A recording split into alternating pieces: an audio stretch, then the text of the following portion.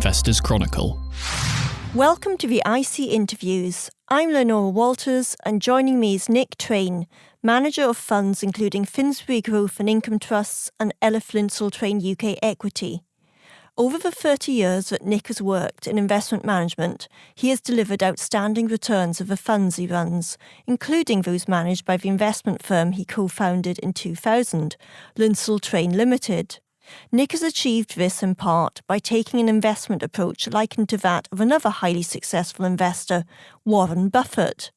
This involves investing in financially strong, large global companies and rarely trading them.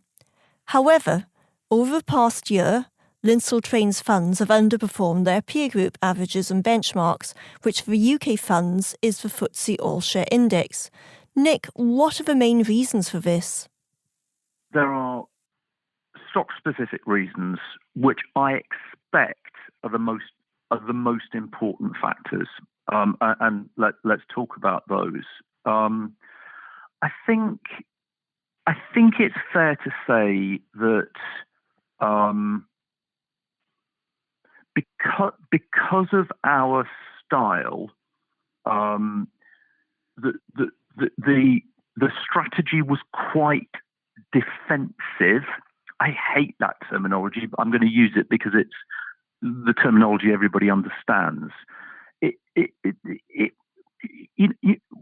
We were quite defensive during 2020, during the worst of that COVID panic and meltdown in markets. And I guess that is not. It didn't completely surprise me that, given that we'd held up reasonably well during 2020, that we might have lagged in 2021. I just think at a very strategic level, that's maybe worth noting. But even if I do acknowledge that, to me, 2021 was marked by some disappointing share price returns from businesses that we've got big holdings in most cases that we've been invested in for a long time, and pretty much in all cases that have done really, really well over many years, but for whatever reason didn't do so well in 2021. Of which, as I know you've noted, because I've commented on it as well, of which the most notable, the biggest detractor was London Stock Exchange, where, we went into last year with the LSE pretty much the biggest holding in the portfolio, getting on for 10% of the portfolio. LSE hit an all-time high in February of 2021. But then, for a variety of reasons, which we can discuss if you're interested, proceeded to spend much of the rest of 2021 going down. That, I think, it was certainly the biggest detractor, and maybe a disappointment as well. Maybe a disappointment. I don't know quite how I would characterise it, but anyway. But we've also got a long-standing holding in Unilever. Obviously, that's a topical investment currently. Again, we've held that just like the LSE. Actually, we've held both of those for at least 15 years, probably getting closer to 20 years for both of those. And actually, they've both been very satisfactory investments over that longer time horizon. But again, Unilever had a difficult year last year as a share price. Not catastrophic, actually, but anyway, it meaningfully underperformed the market. And I guess some of the furore in January of 2022 surrounding Unilever is other investors expressing their frustration with the recent share price performance of that company. What are the main reasons for London Stock Exchange and Unilever underperforming, and what do you intend to do about them? Using a simplistic cliche, That's my speciality, simplistic cliches. I think the issue for the LSE was an understandable concern that the company has bitten off more than it can chew. You, of course, know, and I expect most of your readers will know that the LSE did eventually close the acquisition of Refinitiv early last year, which is by a very, very considerable margin the biggest transaction that the LSE has ever done, in its 20-odd year history as a quoted company. And Refinitiv is an asset that, in and of itself, arguably had something to prove. So the combination, I think, left investors saying, well, that's a brave, transformational acquisition, and perhaps it might make sense or be prudent to sit back for a bit and wait and see what kind of fist the LSE actually makes of that acquisition, rather than just assuming that everything's going to work out fine. I mean, the direct answer to your question, what we did pretty much throughout 2021, and actually indeed so far in January of this year, is we've persistently been adding to our holding in the London Stock Exchange, as and when we can. So deduce from that we are working on the assumption that this transaction is going to turn out to be a considerable success, and that the fall in the LSE share price last year therefore represents a fantastic opportunity for investors to access what is a very rare type of UK company. Famously, the UK is short of globally significant data and analytics businesses, or let's say tech businesses.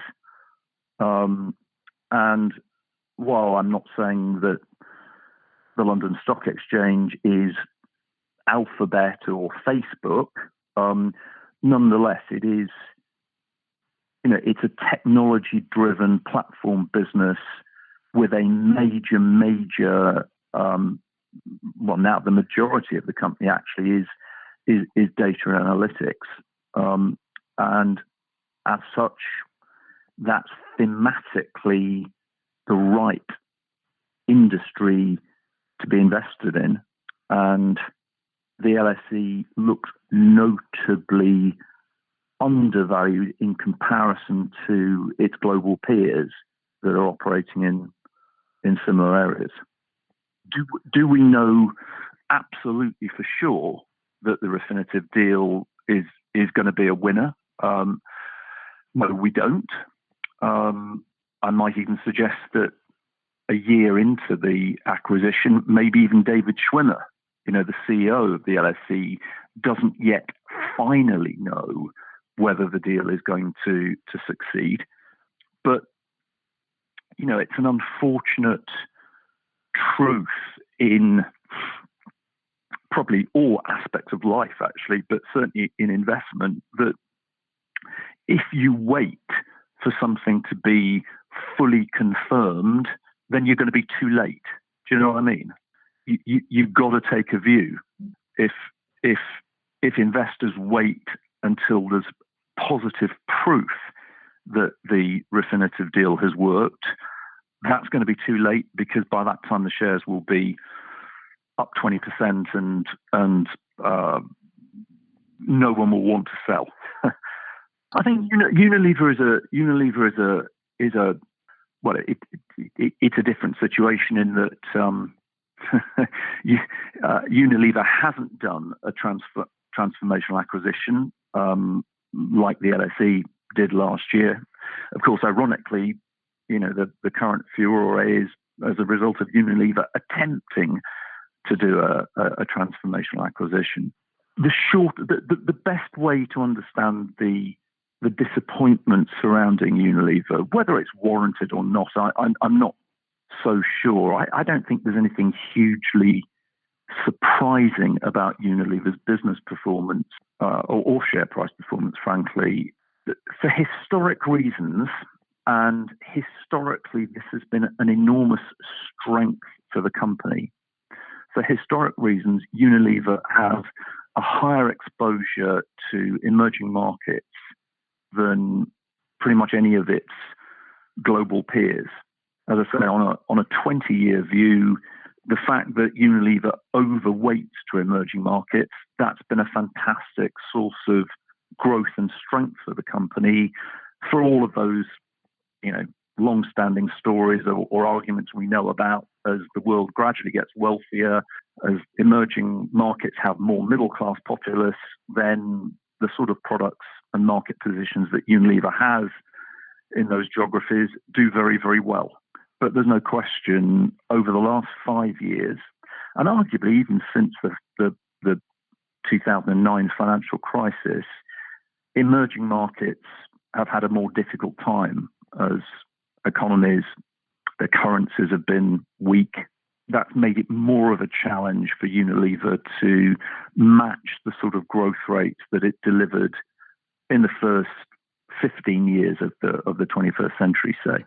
Are you doing anything in particular to improve the fund's performance, and when do you expect this to improve? Oh, are you going to allow me to say, you tell me? Listen, and you shouldn't ask fund managers that because it implies that any fund manager has got the faintest idea. You're endowing us with fundamentally too much foresight and judgment. Nobody can truly have any idea what the answer is to that question. It bothers me a bit that financial market experts are held up as people who truly can predict what's going to happen and what's going to happen to performance or economies or stock markets. I mean, none of us really have the faintest idea. So sorry, that's my little homily. And I'm sure, Leonora, that you are deeply skeptical whenever anybody in this industry makes a prediction about the future, particularly the short to medium term future.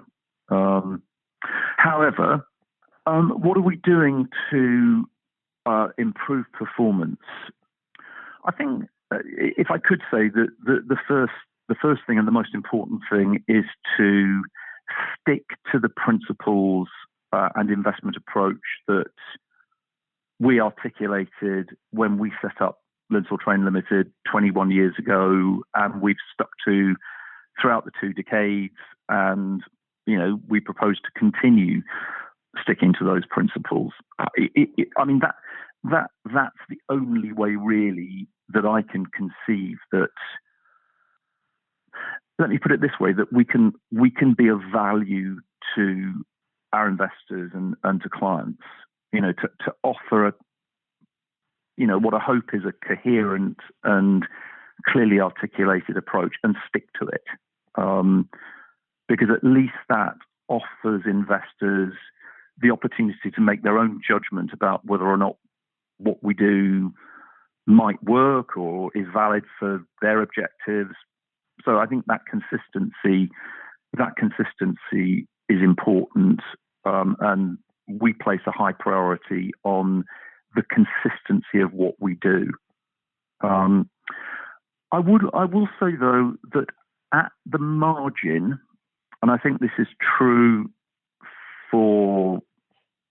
it's true for what I've been doing for the last 4 years, it is I've been interested to, at the margin in our portfolios, increase our exposure to companies doing value creating things with digital technology, finding digital winners within the context of the UK stock market, which isn't necessarily so easy, but that's been a real focus, and we can talk about some of the actions there to pursue that. The other thing I've been very, very keen to do is to build the exposure in the portfolio to companies offering luxury, super premium and premium products, brands and services as well, working on the assumption that what is most likely to give us the best chance of meeting our investors' reasonable expectations for returns, what gives us the best chance of doing that is finding, as I say, either digital winners or companies with truly exceptional luxury and premium brands. Tabling a couple of examples of relatively new holdings in Finsbury, although these are both at least 2 years that we've been building these positions. We've built a holding in Experian that, like the London Stock Exchange, I would argue is one of only a handful of really substantive, globally competitive data and analytics companies that happen to be listed on the London stock market rather than on NASDAQ. Do you know what I mean? Experian, it's a £27 billion company that is at least as good, if not from some measures better, than comparable US credit and data companies. So, we're lucky, I think, that Experian is a UK listed business. So from that's turned into a 5% holding in Finsbury over the last couple of years. And sorry, the other stock is Fevertree, where we were able to take advantage, I hope anyway, take advantage of some of the weakness associated with that share price. That was a company, of course, that's been hit by COVID. Of course, Fevertree is offering a premium product. I mean, in fact, you could argue that Fevertree has created an entirely new premium category within mixers that didn't exist before that business was established. And I think that's been a wonderful achievement, what Fevertree has turned into over the last 10 years. It's only just starting, really. You recently commented that there are many opportunities, especially in the UK market, where there are compelling growth stories on much lower valuations than global peers. What are other examples of these, and why do they have the potential to grow? And what global trends do they offer exposure to? Okay, well, look, let me put some names out there of companies that we're invested, which are in their own ways as good as, if not superior in some cases, to global peers, but are often meaningfully undervalued in comparison to global peers. I would say RELX. I think RELX is arguably the best technology stroke data company quoted on the London stock market, with a collection of assets that, when you compare them to similar global businesses, I think RELX's franchises are at least as good, if not superior, to global comparisons, and yet RELX is notably less highly valued. I think that Burberry while Burberry isn't Gucci and it isn't Hermes, yet it definitely is a resonant global luxury franchise, with in particular a wonderful presence in Asia and particularly in China. And yet the valuation of Burberry, it's radically lower than say a Gucci or an Hermes. Again, I'm not saying that it should be valued as highly as them, but my God, the valuation gap is enormous. In view of the good opportunities you cite, in particular in the UK market, do you expect to buy more new holdings than usual this year? Yeah, I'm wriggling here.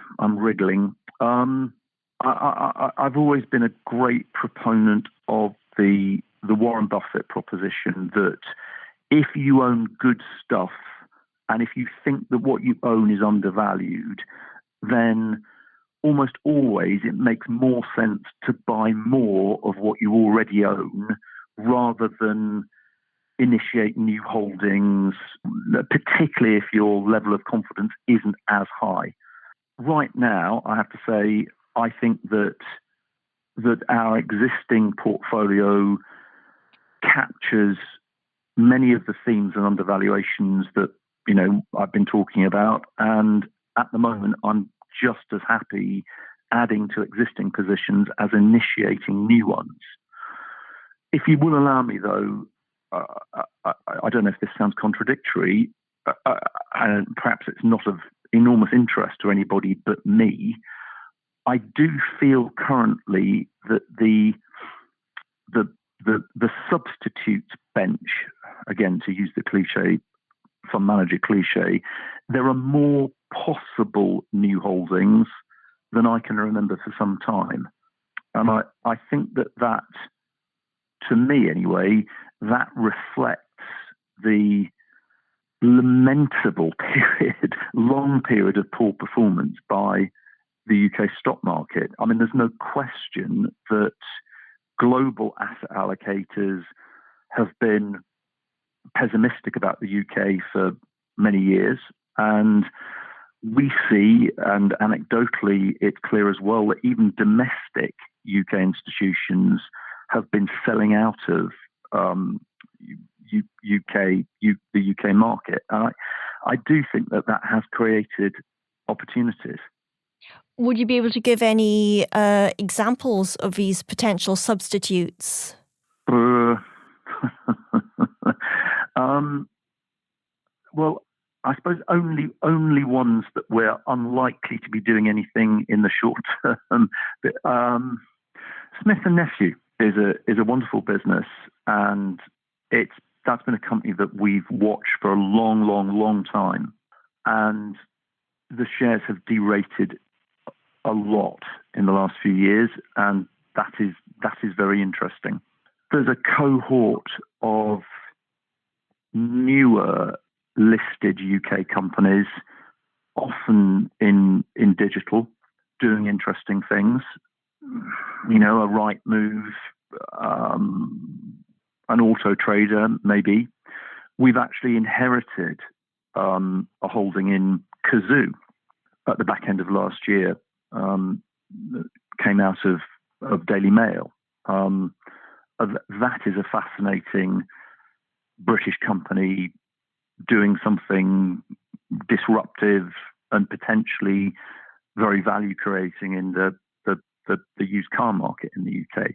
So, yeah, I find that there are more things to be interested in currently than certainly there were pre-COVID. Now, you don't buy and sell a lot, but recently you've substantially reduced your fund's holdings in Pearson. Why did you do this? And do you expect to reduce that holding a lot further? I think a lot of UK funds have had outflows over the last couple of years, partly just relating to what I've said, that clearly some institutions, asset allocators are just throwing in the towel on the UK. When we've had redemptions or cash outflows from our strategies, you're forced to make a decision about what you're going to sell in order to raise the cash.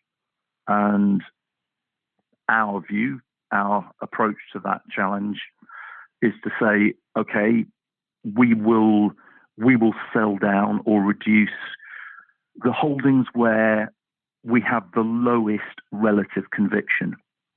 And rightly or wrongly, time will tell, Pearson was the holding where we felt that we had the lowest conviction across the portfolio. So that we disproportionately sold down there.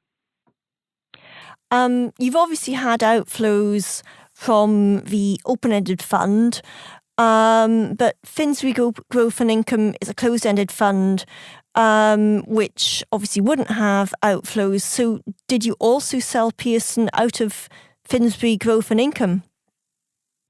I mean, just as a point of detail, I mean, actually Finsbury has an active share buyback policy, and did in fact buy back some shares last year. And of course, when you buy back shares, that's essentially the same as an outflow.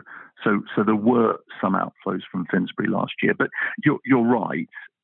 It is a closed-end fund, and and also the quantum was greater for the open-ended strategy as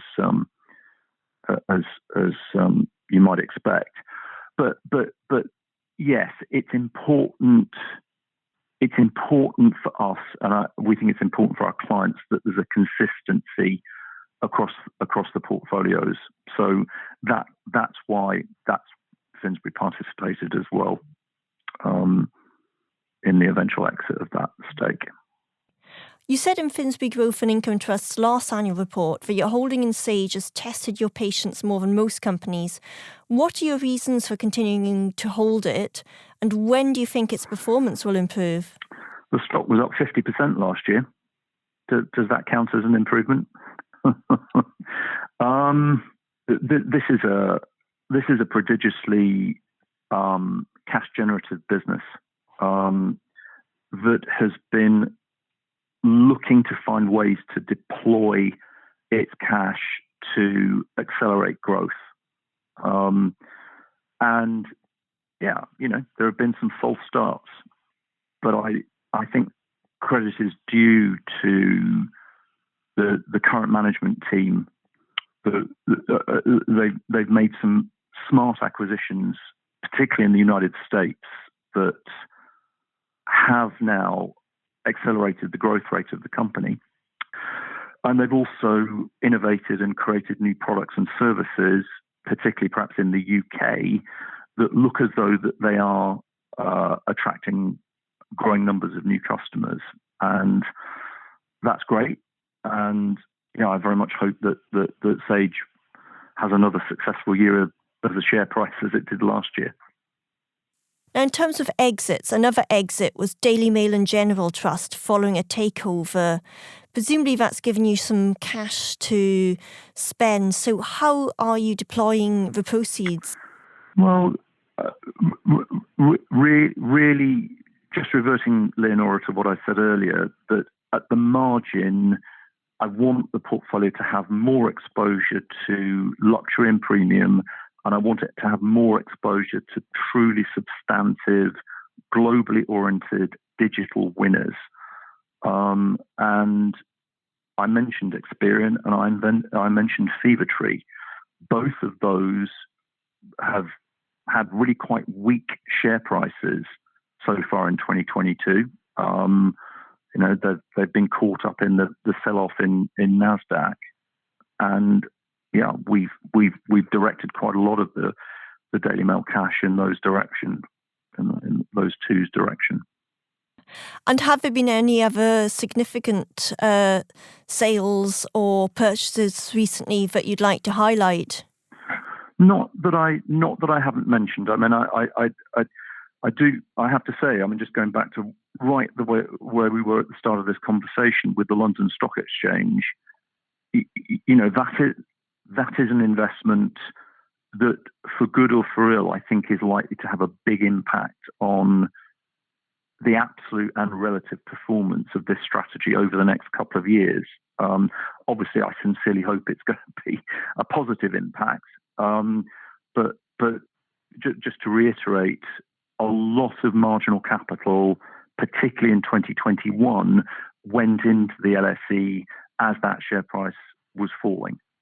So in a sense, we've really reinvested in LSE during the second half of last year. So yes, let's hope that pays off.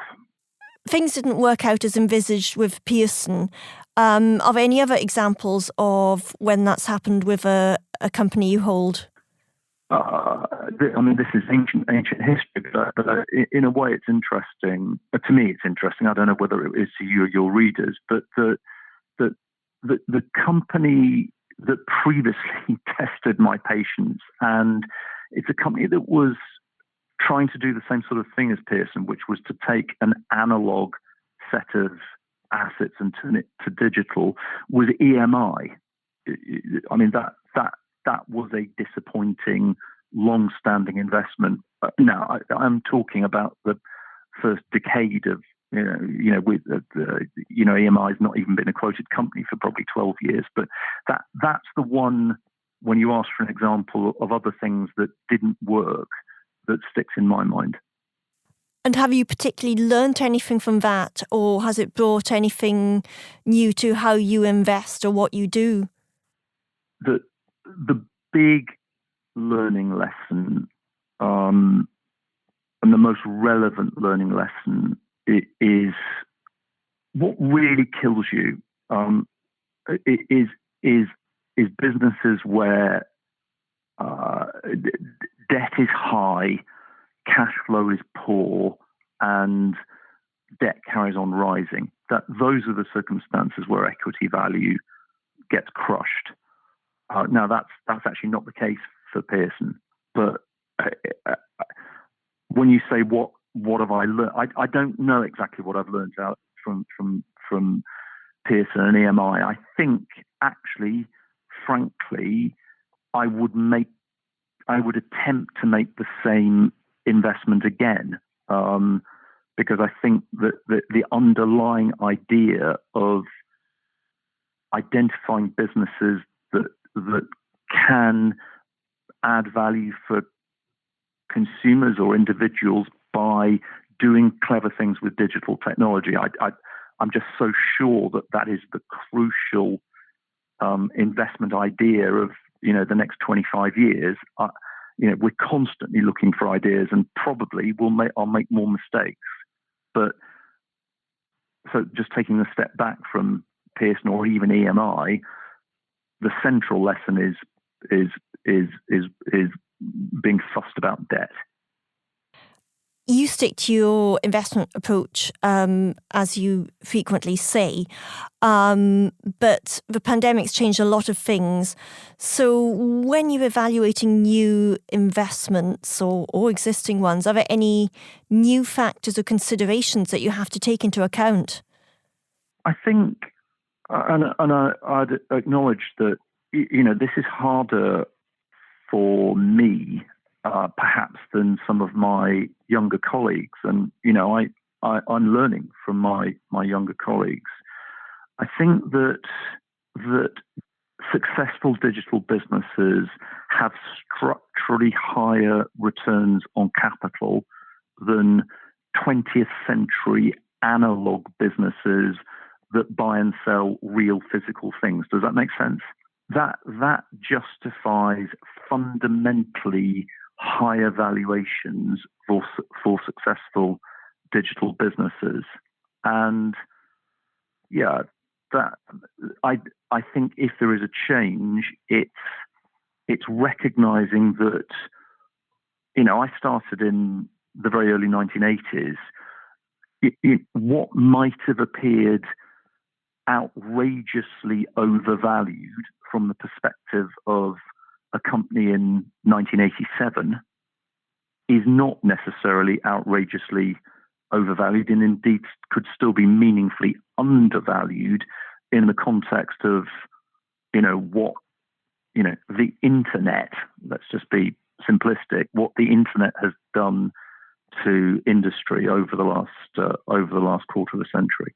You don't change your investment approach, but are there any other broader changes that you anticipate making to any of the funds you run?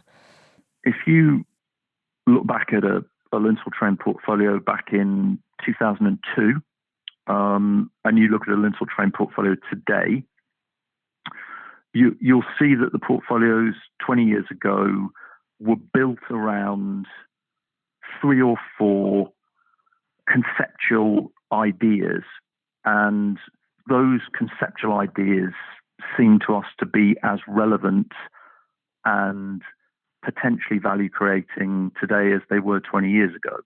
And I think in particular that being invested in companies that own data or entertainment assets or information assets that are unavailable elsewhere.